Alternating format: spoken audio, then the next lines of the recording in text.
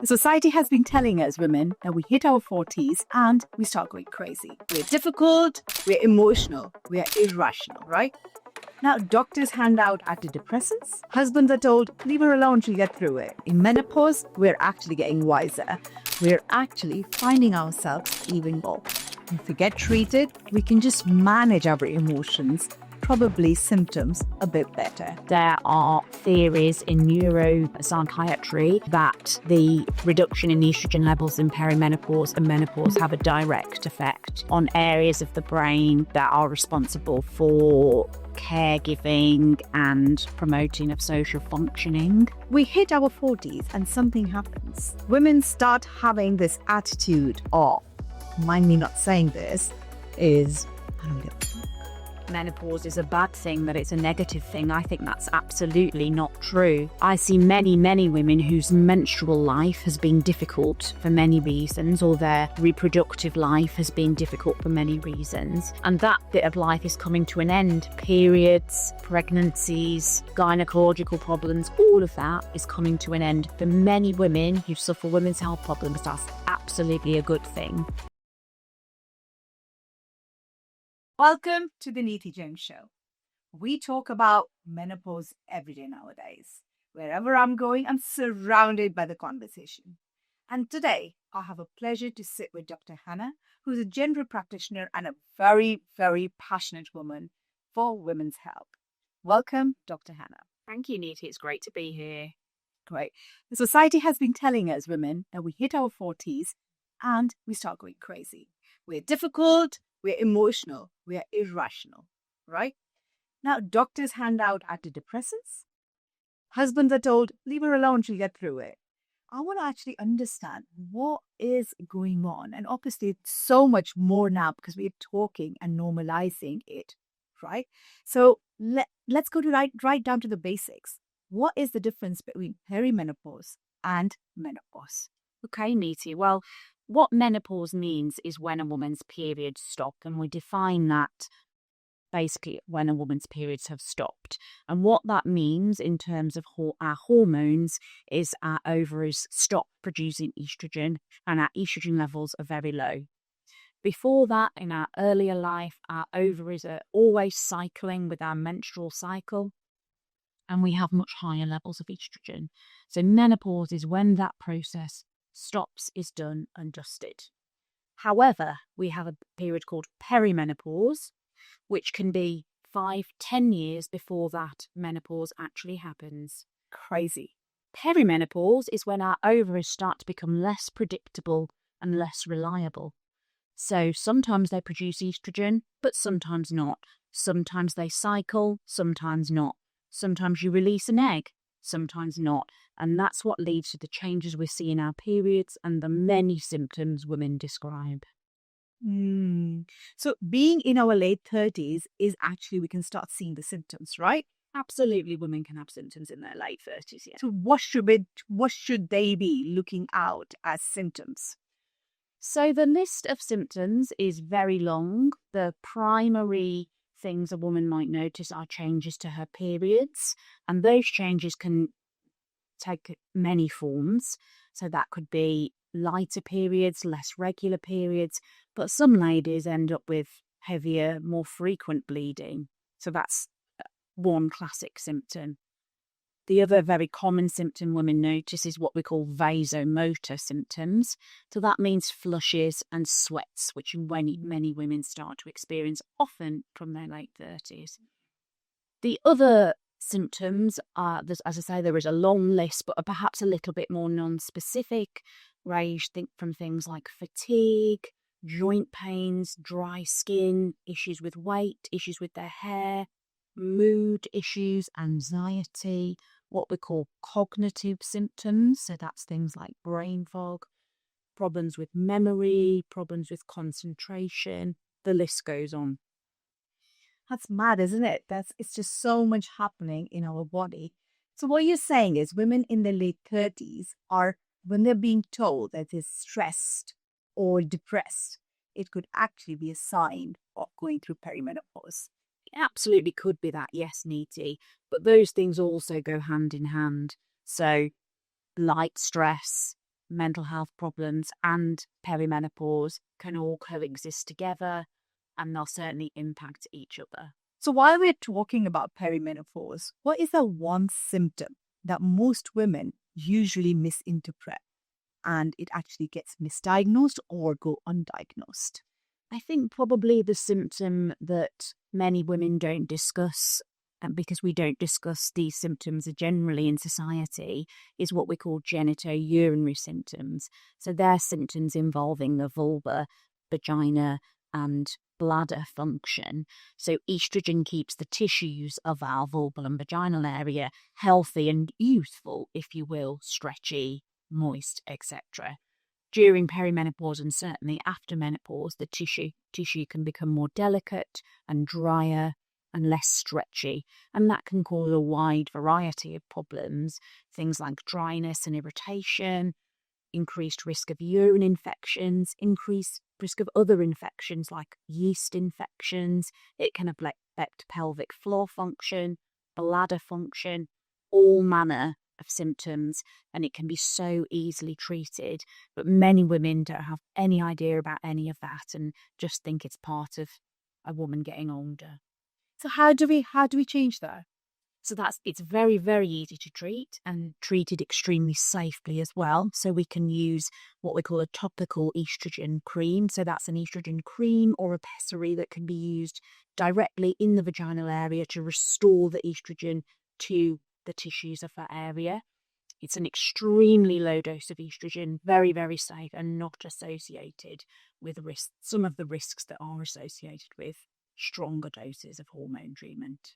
You know what's interesting? You just said, so society has said we don't talk about things. It's taken us decades to actually make this normal, to breathe the word out. It used to be hush hush word, right? Nobody used to talk about menopause. And what you've just said is flabbergasting. It is easily treatable, but we women live with it because we've been told just get on with it. It's part of getting older, right? So what is one thing as a doctor you'd want today to lead a message for a woman who has got these symptoms and you're like, you know what, I want to be actually treating you here. I want to make your quality of life better. I guess the first step is coming to see a medical practitioner about it. I think generally with women's health problems, it's best to see a female practitioner. I think we can understand better, and perhaps there's that lack of embarrassment in the way there is with a male practitioner. Unfortunately, I would say some of my healthcare colleagues aren't up to date with the treatment of genitourinary syndrome of menopause, and not all medical practitioners are aware of prescribing vaginal estrogens and the safety profile of that. So I guess it would be a really good idea for women to go forearmed with that information to their GP and say, I've read about topical estrogen treatment. Is that something that might help me? That's interesting. So get information, read about it, reach out to the doctor, do not suffer. So we've talked about estrogen levels. And this is so interesting because I think in a very casual conversation we've had a few weeks ago, we spoke about chemical reaction. Now, the more we speak to women and the more I have been talking to women on this podcast and outside, we hit our 40s and something happens. Women start having this attitude of, mind me not saying this, is, I don't give a fuck, right? Where does that... Do you understand that, Neety? Yeah, where does that come from? Because that people-pleasing woman who's been doing everything so perfectly, that's a big, big shift. What's going on, doctor? Again, I think it's quite a complicated picture, and I think there are multiple factors at play. Certainly, there are theories in neuropsychiatry that the reduction in estrogen levels in perimenopause and menopause have a direct effect on areas of the brain that are responsible for caregiving and promoting of social functioning. You might think that when we're younger, we're perhaps psychiatrically programmed to want to care for and collaborate with family members and please other people, essentially.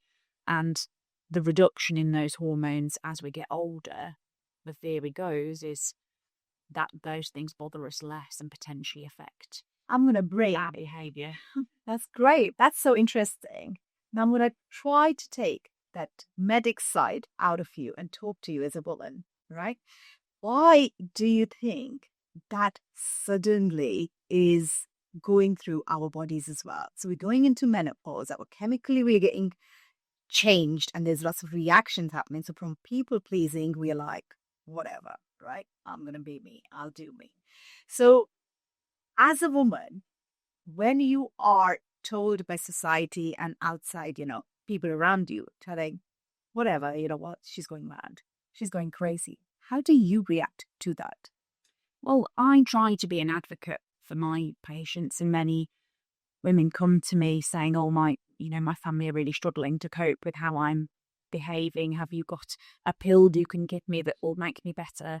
And I do, sometimes I have got a pill that I can give them that might make them better, but I do try to support women to understand that this isn't something wrong with them. They haven't got an illness that needs fixing. They're transitioning in life in many different ways, and it may just be that things that they were willing to put up with earlier in their life, they've, their reaction to that has changed, and that is not necessarily wrong or pathological. It's not a medical problem really. So I really do try to support women to understand the many factors that are at play involved in how they're feeling, not just their hormones, but life stressors, the impact of experience and wisdom as they've gotten older and understand more about how life works.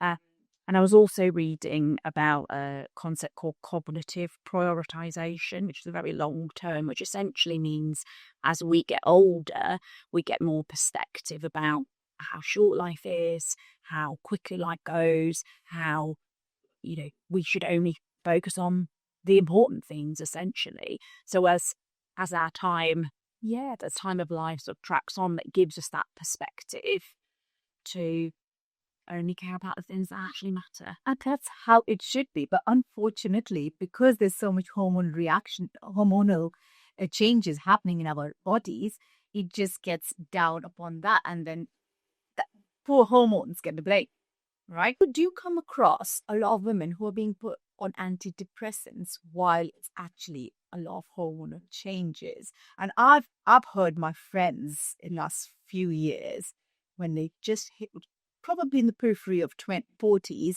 and they were getting on antidepressants as well. Does that worry you as a doctor? And what is going on there? And how could that be actually? Is that a misdiagnosis? Again, I think it's quite a complicated picture, and there's not a one straight answer to that question. Mental health problems are extremely common. Depression, anxiety are extremely common, and thankfully there's been a lot more awareness in perhaps the last decade or so about mental health and the conversation about mental health. So I think that's generally a positive thing.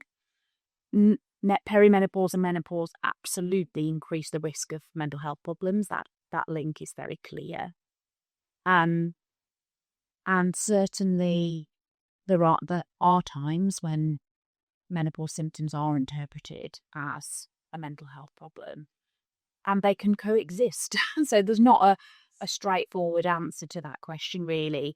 It's about listening to as a healthcare professional, listening to the woman, listening to what she's telling you, trying to tease out, is this primarily perimenopause or menopause? Is it primarily a mental health problem? Is it both? Often life factors are a massive part of the picture and can be contributing to how the person is feeling.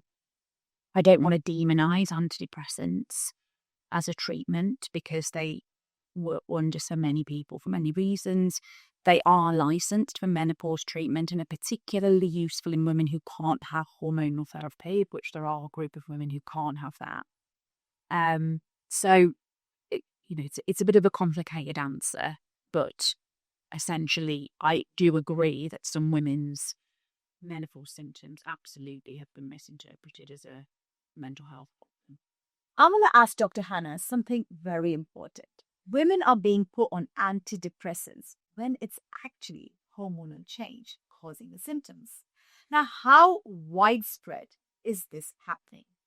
And what does it mean for women who are currently on medication they may actually not even need? So, is this a misdiagnosis, or is something a bigger, more complicated problem here? I think it is quite a complicated picture, Neety. Mental health problems are extremely common. Many people experience mental health problems in their life, and they are common in the midlife period for both men and women. I'm glad in the last decade or so there's been a big conversation in society about mental health problems. I think that's a really positive thing. It's certainly clear in evidence that mental health problems like anxiety and depression are more common in women in the perimenopause and menopause period. And there are certainly cases where women have been misdiagnosed as having depression or anxiety when actually their problems are related to perimenopause and menopause. Having said that, they absolutely can coexist. Sometimes only one of those things needs medical treatment, or both may need medical treatment. It really depends on listening to the woman carefully and trying to tease out whether the symptoms are an organic mental health problem or menopause or both things. Lifestyle factors are extremely important as well.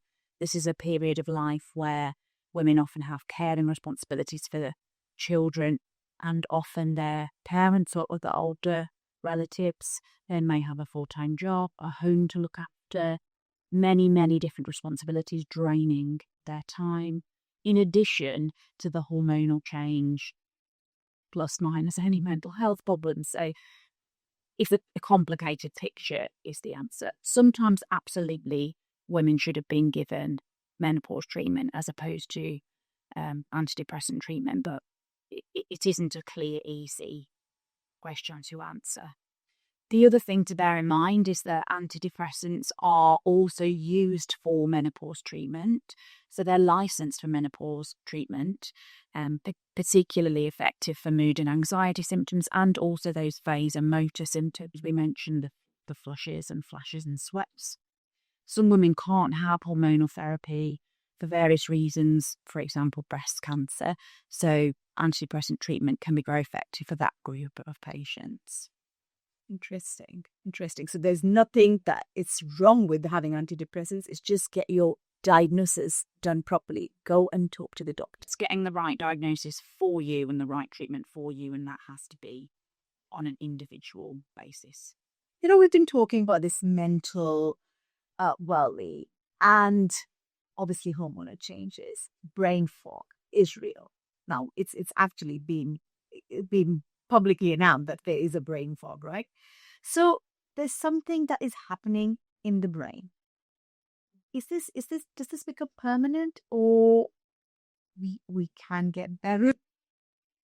So I made sure I researched this for you, Neety, and there's certainly clear evidence that menopause has a direct effect on brain structure via several mechanisms, the direct effect of the hormones themselves, and because of changes in blood supply related to those hormonal changes. So many women, as we've spoken about, speak of flushes and sweats.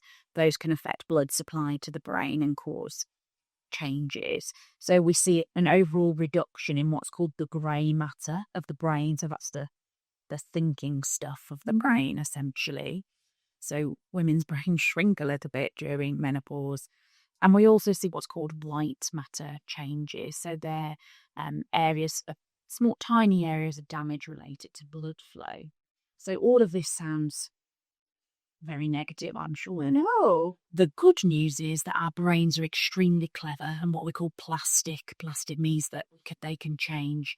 So after menopause, scientific research has shown that brains recover, the grey matter can recover, and our functioning can recover.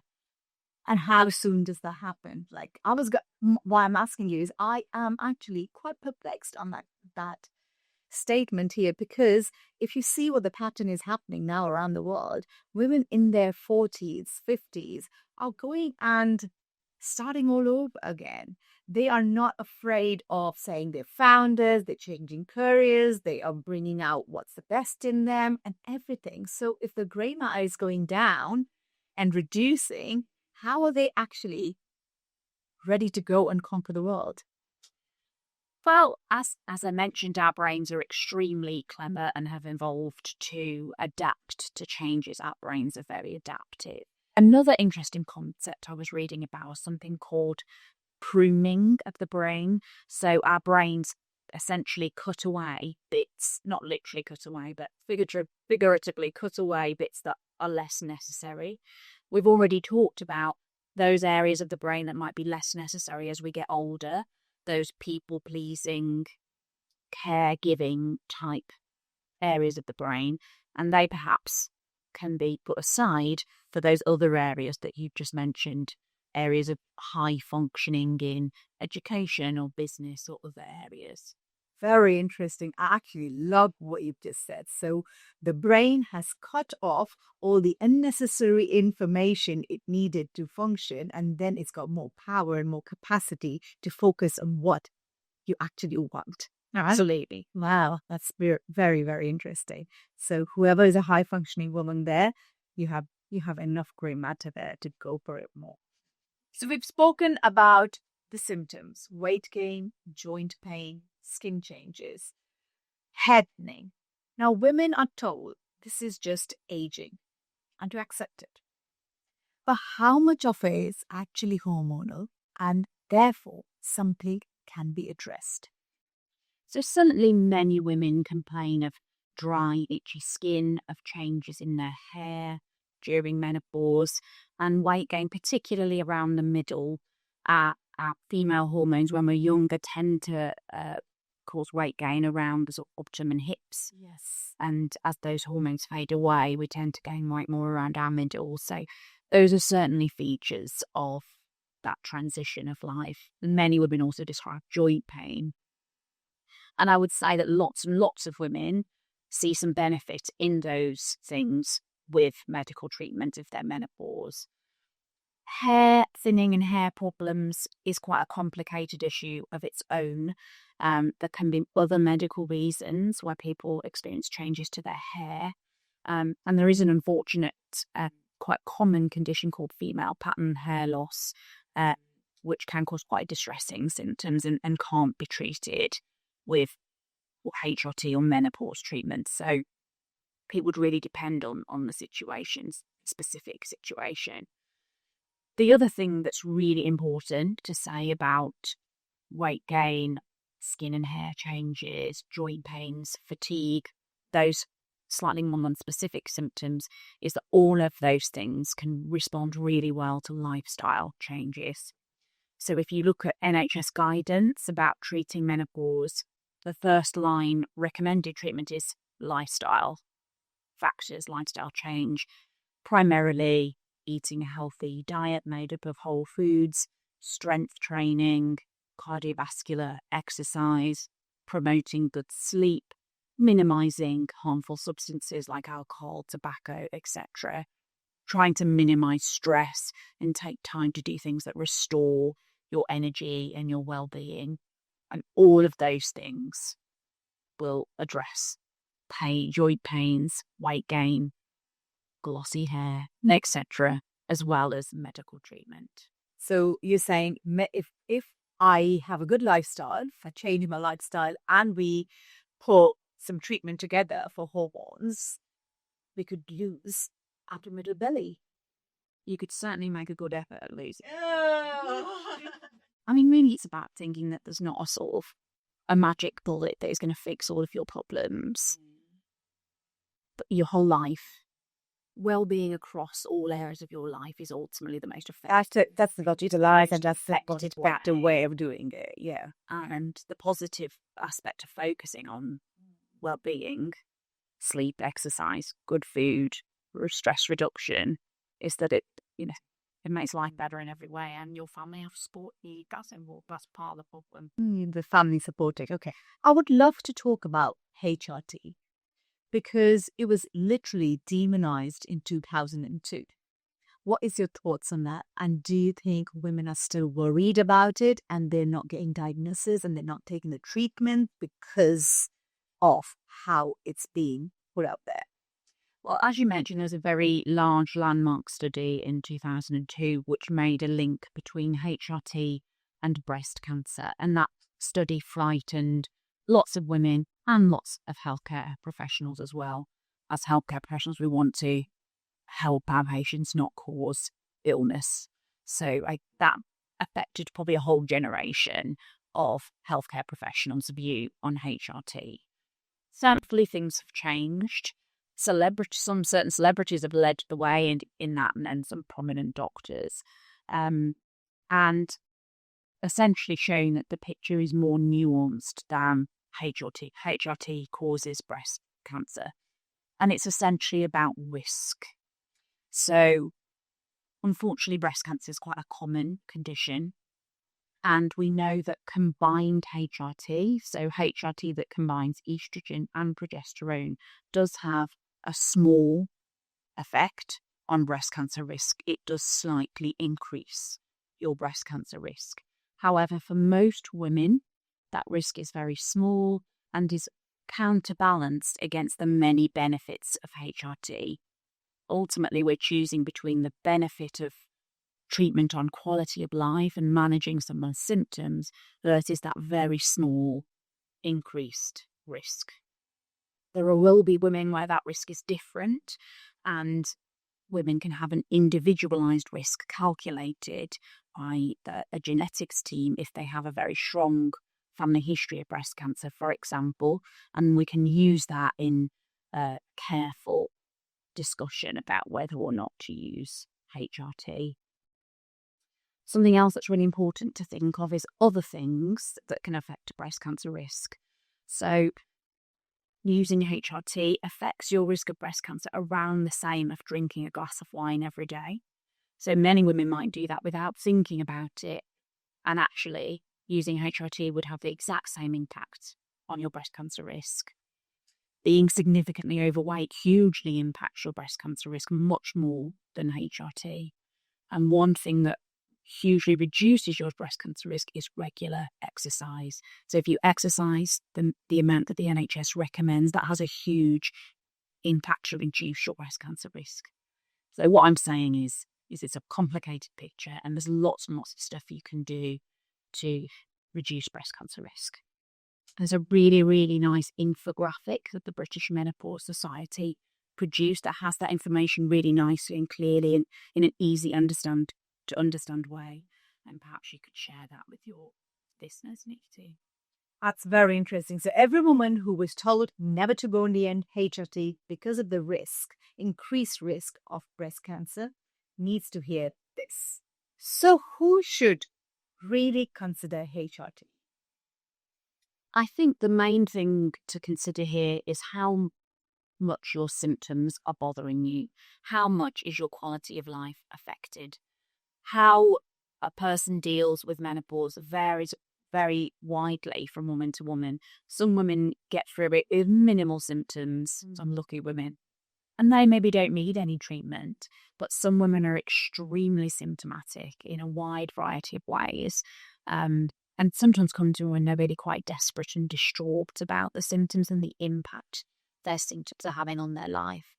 So I would say if you feel that your menopause or perimenopause symptoms are impacting your life significantly, your quality of life, your ability to function at work, in your family, socially, etc., and they're having enough of an impact to bother you, it's worth having the conversation. It's interesting. And who would you say shouldn't even go near this? I mean, the primary group of women who really can't have HRT are women with a history of breast cancer, either current breast cancer or previous breast cancer. It is a real no-no for them, but there are other treatments that aren't hormonal that can be offered. So again, absolutely worth having the conversation. The other group whom perhaps would want to have a more careful think are the women we've touched upon earlier, the women with a family history of breast cancer, perhaps a mum or sister who's had breast cancer. For those women, an individual risk of breast cancer can be calculated, which can then be used in an individualised decision whether or not to look at hormonal treatment or non-hormonal treatment. So this is interesting as well. So don't rule it out. You can get the risk calculated. Absolutely, yeah. Thank you. So if a woman is sitting at home right now who's thinking, this might be me, what are 3 specific symptoms you'd say, look out for them? I would say the cardinal symptoms to be aware of are the changes to your periods, which can vary widely in terms of what they look like. So that might be heavier, prolonged periods, lighter, less regular periods, or anything in between. So that's number 1. Number 2 would be the vasomotor symptoms that we've talked about. So that's the flushes, sweats, etc. And then I would say, from my experience working with many menopausal women, the sort of cognitive and emotional changes are often very prominent. So those 3 things I would say are your biggest signs to look out for.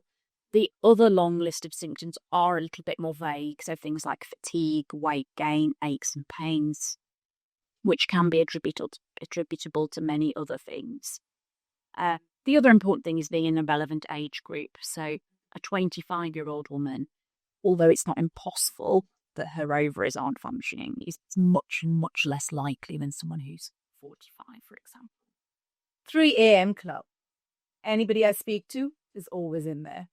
Why does it affect our sleep so badly? Well, there's quite a few factors at play. Sorry, I was going to say that because if at all we use this. 3 a.m. club. Anybody I speak to now in my friend circle is all talking about the same thing. Why does perimenopause affect our sleep so badly? Well, it's quite a few factors at play there, Neety.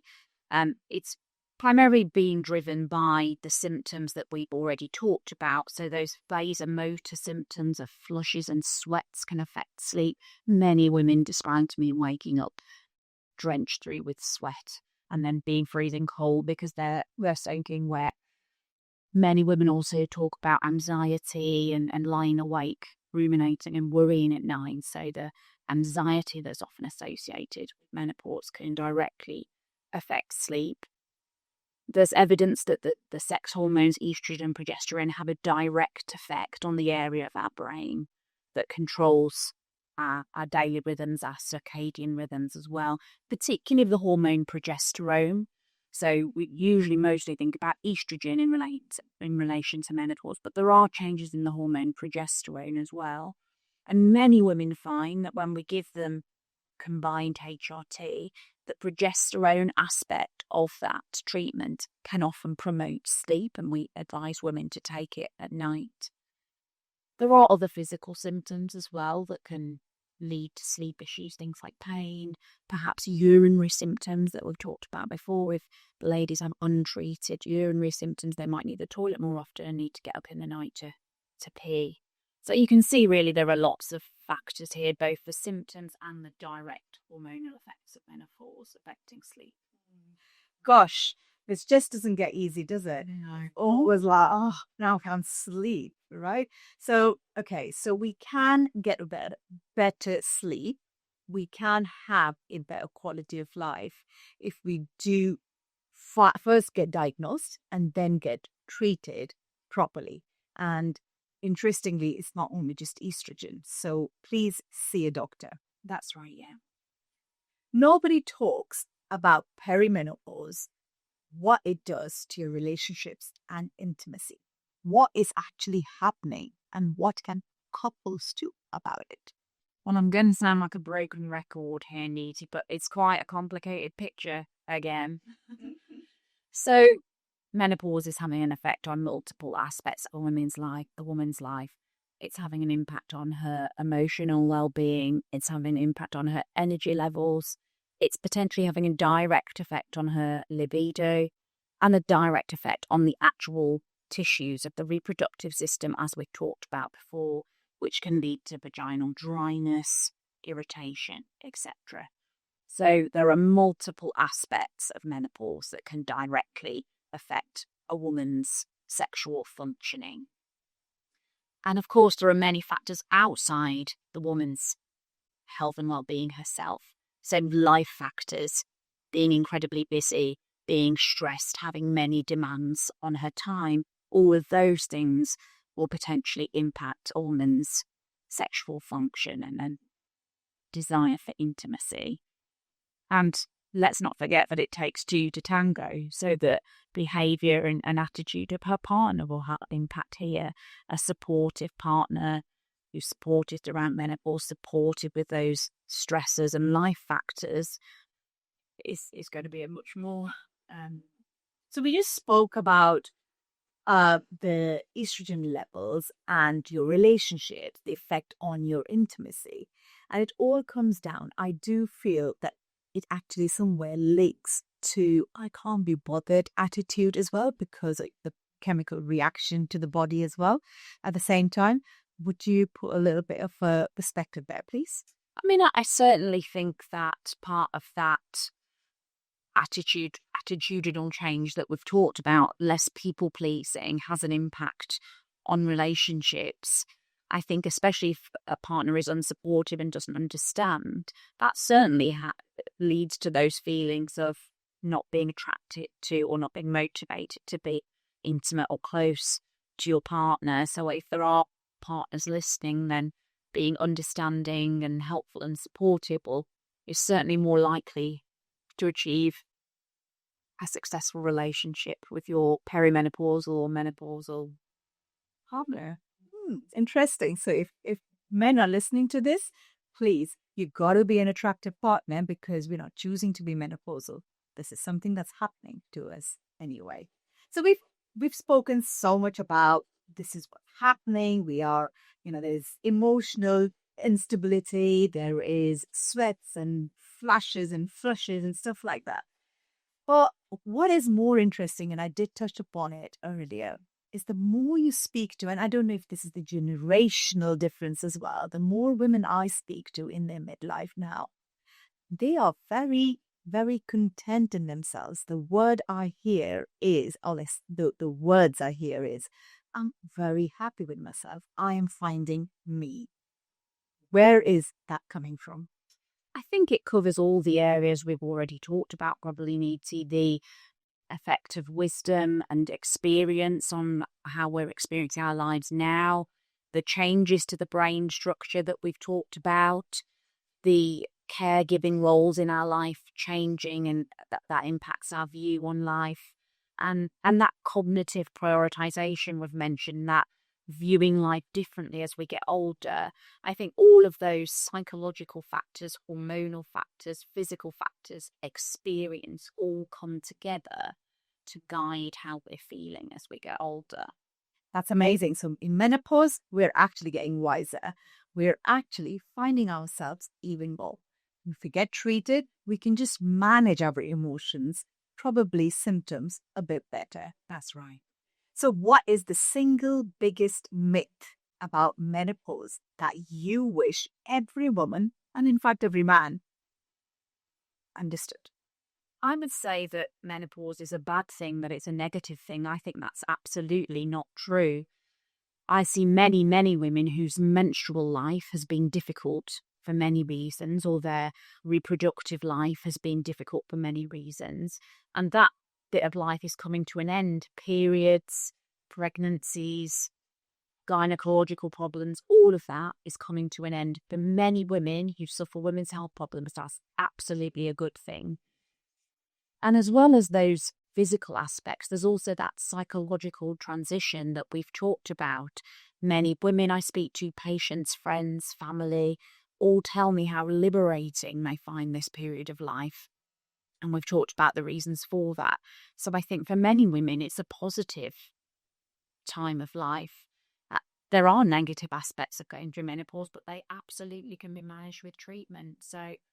And I completely agree. I am loving being in my 40s. Literally, the life is in its best phase. And your treatment with hormonal replacement has worked wonders. The symptoms we spoke about are getting managed. I'm getting better sleep. So also at the same time, what you said, speaking to women in their midlife, they're going for it. They are feeling liberated. They're going and creating what they want to create. And there's less fear. They're not fearing so much in their lives. And maybe that could come down to not being in a place where you just want to please people. Living for ourselves. Isn't that positive? Absolutely. Really positive time of life. Thank you. If you could tell every woman in their 30s or even going into their mid-20s, what would your advice be? How to get prepared, how to get their bodies prepared mentally and physically for this change to come? I think the advice is the same probably for all women and all people, really, is looking after those basic pillars of well-being that will stand you in good stead for a healthy rest of your life. So there's a branch of medicine now called lifestyle medicine, which looks at factors that can help protect your health and well-being now and in future and in the long term. Those are things like eating healthy, home-cooked foods and minimizing processed foods, trying to meet the NHS advice guidelines for cardiovascular exercise and particularly strength training, which helps women build muscle mass and protect bone density, both of which decline during and after menopause. We can also look at things like promoting healthy sleep patterns, minimizing stress, and making sure life is filled with things that we enjoy, that restore our energies, seeing people we love and care about. Focus on those things that promote your well-being and that will stand you in good stead for the future. Thank you. If somebody is listening to this, a woman who's going through the symptoms and she's like, okay, I'm going to go to the doctors now, how can she prepare herself to get the most out of her consultation? I think trying to understand as much about menopause and its treatment before you go to the consultation is helpful. The key thing that all clinicians want to understand in a medical consultation is, what does this patient want? What is what we call it their agenda? What does this patient want out of this consultation? So if you're able to clearly tell your doctor or other healthcare professional what you want, it makes the consultation so much easier for both of you. So I'd strongly recommend reading some reliable information about what menopause is and how it can be treated. I can suggest some information that you can share with your listeners that they can have a look at. Have a talk to friends. Many of my patients say, I spoke to my friend and they recommended this treatment that they're using. They've really found it helpful. So arm yourself with information, try and have a good idea of what it is you want and tell the doctor or healthcare professional. And that to me is the recipe for a successful encounter. That's very helpful. Thank you. So obviously there is a lot of conversations and a lot of information, and especially with ChatGPT as well. People are researching a lot. And if you look at hormone replacement therapy or treatment, it is a bit complicated. It's not as easy to just understand. What would you recommend and how would you simplify it for people? So it can be quite complicated. The key things that we would want to know as a healthcare professional are, does the woman have a womb? Have they had a hysterectomy, or do they still have their womb back? Guys, what type of HRT they need?